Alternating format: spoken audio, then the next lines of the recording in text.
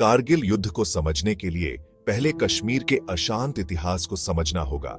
यह क्षेत्र, जो अपनी प्राकृतिक सुंदरता के लिए जाना जाता है, दशकों से संघर्ष और विवाद का केंद्र रहा है। हिमालय के बीच बसा यह लुभावना क्षेत्र 1947 में भारत और पाकिस्तान की आजादी के बाद से दोनों देशों के बीच विवाद का एक स्रोत रहा है। आजादी के समय कश्मीर के महाराजा ने भारत के साथ विलय का फैसला किया, लेकिन पाकिस्तान ने इस पर आपत्ति जताई। दोनों राष्ट्र इस भूमि पर अपना दावा करते हैं। इसकी सुंदरता एक गहरे जड़े संघर्ष को छिपाती है।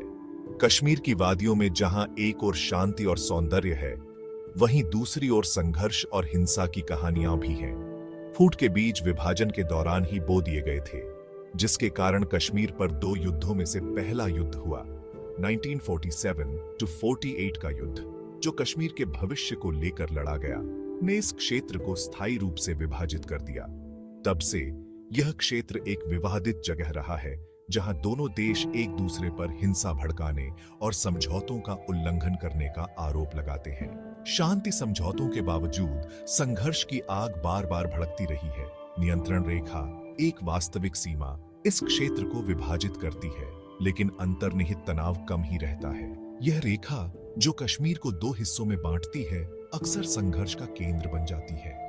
कारगिल सेक्टर नियंत्रण रेखा पर रणनीतिक रूप से महत्वपूर्ण हिस्सा 1999 के संघर्ष का केंद्र बिंदु बन गया। इस क्षेत्र की भौगोलिक स्थिति ने इसे सैन्य दृष्टिकोण से अत्यंत महत्वपूर्ण बना दिया। इसकी ऊंची चोटियां और विश्वासघाती इलाके ने इसे बचाव के लिए एक चुनौतीपूर्ण क्षेत्र बना दिया। यहाँ की कठिन परिस्थितियों में सैनिकों को अपने कर्तव्यों का पालन करना पड़ता है, जो उनके साहस और धैर्य की परीक्षा लेता है। यहीं पर पाकिस्तान ने कश्मीरी आतंकवादियों की आड़ में यथास्थिति को बदलने का प्रयास किया, जिससे युद्ध छिड़ गया। इस संघर्ष ने दोनों देशों के बीच तनाव को और बढ़ा दिया और कश्मीर की वादियों में एक और अध्याय जोड़ दिया। 1998 से 1999 की सर्दी कारगिल सेक्टर में विशेष रूप से कठोर थी। बर्फीली हवाओं और भारी बर्फबारी ने पूरे क्षेत्र को एक सफेद चादर में ढक दिया था। भारतीय सेना, जो अत्यधिक मौसम की आदी थी, सर्दियों के महीनों में अपने ऊंचाई वाले पदों से निचले मैदान में वापस चली गई थी, ताकि सैनिकों को कठोर मौसम से थोड़ी राहत मिल सके। यह सर्दियों के दौरान एक नियमित प्रथा थी। हर साल जैसे ही सर्दियां शुरू होती, भारतीय सेना अपने ऊंचाई वाले पदों को अस्थायी रूप से छोड़ देती थी। उन्हें पता नहीं था कि बर्फ और बर्फ की आड़ में एक भयानक योजना सामने आ रही है। दुश्मन ने इस मौके का फायदा उठाने की योजना बनाई थी। कठोर सर्दियों और भारतीय पदों की कथित भेद्यता का फायदा उठाते हुए पाकिस्तानी सेना ने एक गुप्त योजना बनाई। पाकिस्तानी सेना कश्मीरी आतंकवादियों के वेश में नियंत्रण रेखा पार करके घुसपैठ कर गई। उन्होंने भारतीय क्षेत्र में गुप्त रूप से प्रवेश किया। उन्होंने कारगिल सेक्टर में रणनीतिक ऊंचाइयों पर कब्जा कर लिया, जो भारतीय सेना के लिए अत्यंत महत्वपूर्ण थे, जिसका उद्देश्य महत्वपूर्ण श्रीनगर लेह राजमार्ग को काटना और लद्दाख को शेष भारत से अलग करना था। यह राजमार्ग भारतीय सेना की आपूर्ति और संचार के लिए जीवन रेखा था। शुरुआत में इन घुसपैठियों की मौजूदगी को आतंकवादियों के छोटे समूहों के काम के रूप में खारिज कर दिया गया था। भारतीय सेना ने इसे एक सामान्य घटना माना। हालांकि जैसे जैसे उनकी गतिविधियों की रिपोर्ट अधिक बार और खतरनाक होती गई, भारतीय सेना को संदेह होने लगा कि कुछ बड़ा होने वाला है। भारतीय सेना के अधिकारियों ने स्थिति की गंभीरता को समझा और तुरंत कार्रवाई करने का निर्णय लिया। उन्होंने अपने खुफिया नेटवर्क को सक्रिय कर दिया। स्थानीय चरवाहे, जो विश्वासघाती इलाके से परिचित थे, ने घुसपैठियों की उपस्थिति के बारे में सेना को सतर्क करने में महत्वपूर्ण भूमिका निभाई।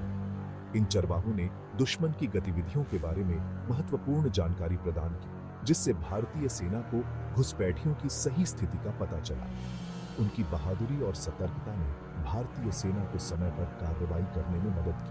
भारतीय सेना ने तुरंत अपनी रणनीति बनाई और घुसपैठियों को खदेड़ने के लिए एक व्यापक अभियान शुरू किया।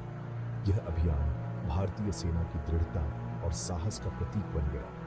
अंततः भारतीय सेना ने घुसपैठियों को खदेड़ दिया और अपने क्षेत्र को पुनः प्राप्त किया।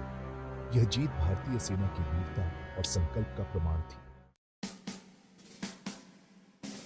यह एहसास कि पाकिस्तानी नियमित सैनिक भारतीय क्षेत्र में गहराई से घुसपैठ कर चुके हैं ने पूरे देश में शॉक वेव्स लहरें भेज दी।